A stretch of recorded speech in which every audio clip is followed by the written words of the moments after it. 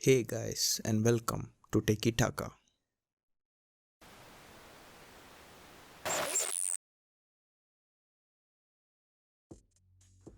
The Amazon Great Indian Festival, which ran during the first 2 weeks of October, saw people upgrading their electronic devices from mobile phones to washing machines. I too bought a phone looking at the features that it offered for an attractive price. I am talking about the Samsung Galaxy M12, which is a budget smartphone that packs in quite a lot for something under 10k.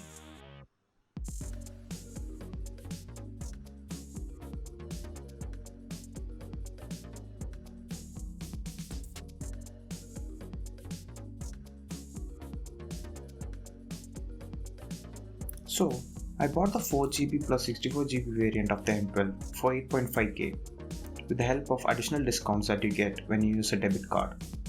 Its price, however, varies between 9k and 10k despite it being claimed to actually cost 13k. The 6GB plus 128GB variant of the phone is around 12k, although Amazon claims it to actually cost 15.5k. Talking about the specifications in brief, it packs in the Exynos 850, which is an 8nm octa-core processor along with Android 11 out of the box. Similar to the other Samsung devices in the M series, the M12 too boasts a 6000 mAh battery which supports 15 watts of fast charging. The unique selling point of the device is actually its display, which is a gorgeous 90Hz 6.5-inch HD plus LCD panel and its quad camera setup. Now, coming to the box that has the M12 inside, we have the name of the phone written to the side and details about the phone and the contents of the box at the top and bottom respectively.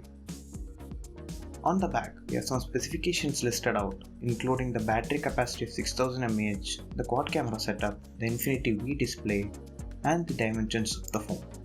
It says that the phone is a part of the Make for India initiative, and the phone is actually made in India. I may have underestimated the need for knives to unbox something here and overestimated the sharpness of my nails, clearly evident from how I'm struggling to open it.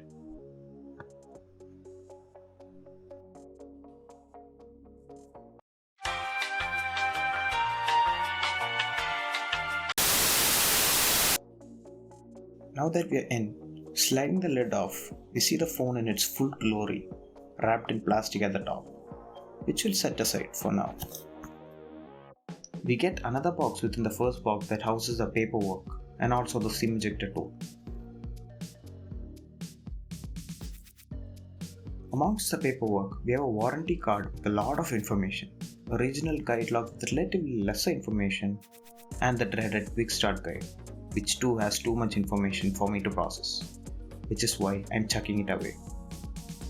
You should probably have a look at it though before turning the phone on.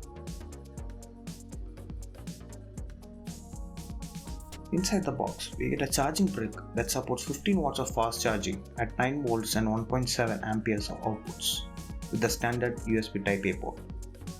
We also get a USB Type-C to USB Type-A wire, which is a little too small for my liking but should do the trick. Now, coming to the star of the show, the belle of the ball. Here's the Samsung Galaxy M12. First up, let's remove the plastic cover.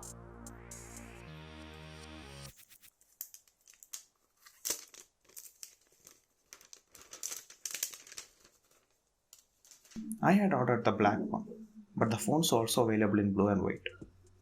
It has a plastic bag with two sections in a rich design, a textured one and a matte one, and it's good at the touch too. The phone feels solid to hold and is a bit on the heavier side, weighing at 220 grams. The front displays a fingerprint magnet, but it does come with Gorilla Glass 3 protection. Towards the left of the device, you will find the SIM card slot.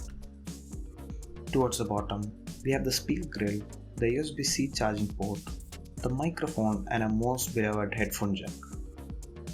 To the right, we have the power button, which also doubles up as a fingerprint sensor, and the volume rockers, which are quite tactile and provide good feedback.